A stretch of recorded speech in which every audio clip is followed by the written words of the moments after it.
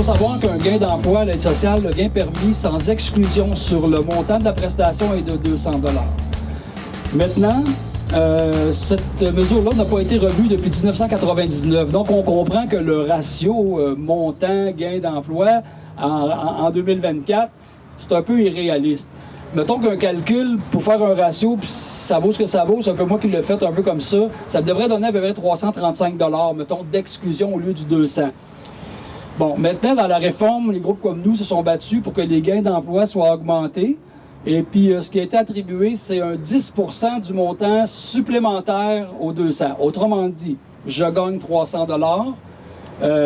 Et puis, je garde mon 200, il en reste 100, il me donne un 10, il garde 90 qui vont couper sur ma prestation.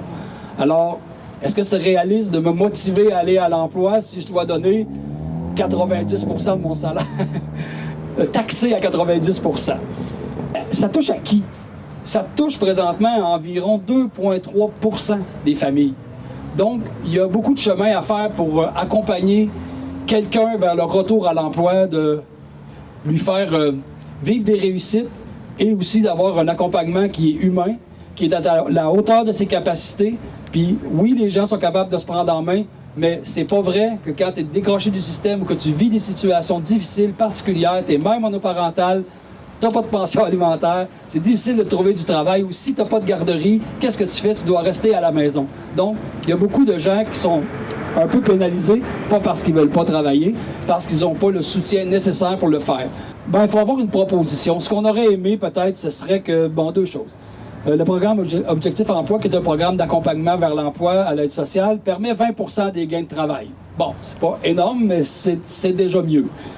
Le revenu de base, lui, qui est pour les gens qui sont en contrainte à l'emploi. Donc, tu es en contrainte à l'emploi, mais tu as le droit de gagner exactement 13 656 dans ton année. Mais si tu n'es pas apte à l'emploi, pourquoi tu as le droit de gagner plus que celui qui l'est?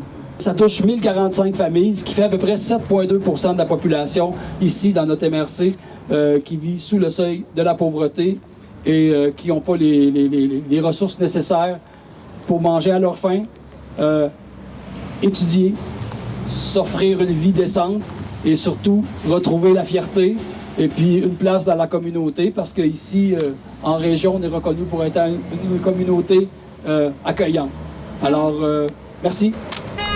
La CEP des Bois-Francs dénonce ce 4e plan de lutte gouvernemental, lutte contre la pauvreté et l'exclusion sociale du gouvernement. Selon nous, ce plan d'action est un échec parce qu'il ne permet pas aux gens de se sortir de la pauvreté. Aucune mesure ne permet aux personnes d'augmenter leurs revenus de manière substantielle.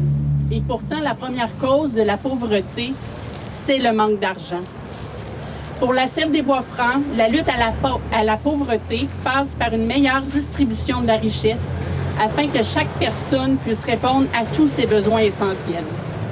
Une meilleure distribution de la richesse permet d'avoir une population en santé, physiquement et psychologiquement. Une meilleure distribution de la richesse permettra à chaque personne d'assumer ses divers rôles, qu'il soit celui de parent, d'amis, d'étudiants, de travailleurs, de bénévoles, de citoyens, puisqu'il ne sera plus en mode survie. Pour qu'il y ait une meilleure distribution de la richesse, nous demandons au gouvernement de mettre en place un revenu de base garanti décent pour tous et d'augmenter le nombre de paliers d'imposition.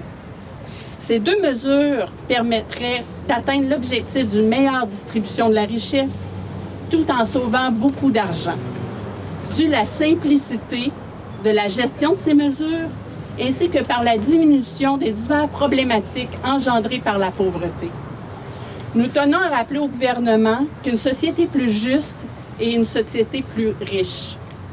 Si ce n'est pas déjà fait et que vous appuyez nos revendications, soit celle d'augmenter les gains d'emploi des prestataires de l'aide de dernier recours, offrir un revenu de base garanti décent pour tous et d'augmenter le nombre de paliers d'imposition, nous vous invitons à remplir le billet vert et de nous le remettre. Nous allons pouvoir tous les donner à notre député. Merci. Et quand on parle d'élimination de la pauvreté, moi, la première chose que je pense, c'est l'humain. L'humain derrière cette pauvreté-là. l'humain derrière les épreuves, les défis du quotidien, qui sont des besoins de base, de manger, de se loger, de se vêtir à un hiver qui est à nos pas. Et pour les gens qui me connaissent bien, je pense que vous savez que je suis là pour être vos yeux, votre voix et vos oreilles à l'Assemblée nationale depuis bientôt 8 ans. Et ce que j'entendais tantôt, Joël, ce que vous m'avez dit, je peux vous dire que je vais m'assurer de transmettre vos revendications à Chantal Rouleau, la ministre, pour justement, puis moi, ce que j'aime dans ça, c'est qu'on arrive avec des pistes de solutions. Des pistes de solutions qui peuvent être réelles également. On n'arrive pas à une demande d'augmenter de 80 %. Tantôt, tu me parlais de 20 %. On arrive avec des mesures qui peuvent être réalistes et que je vais apporter au gouvernement.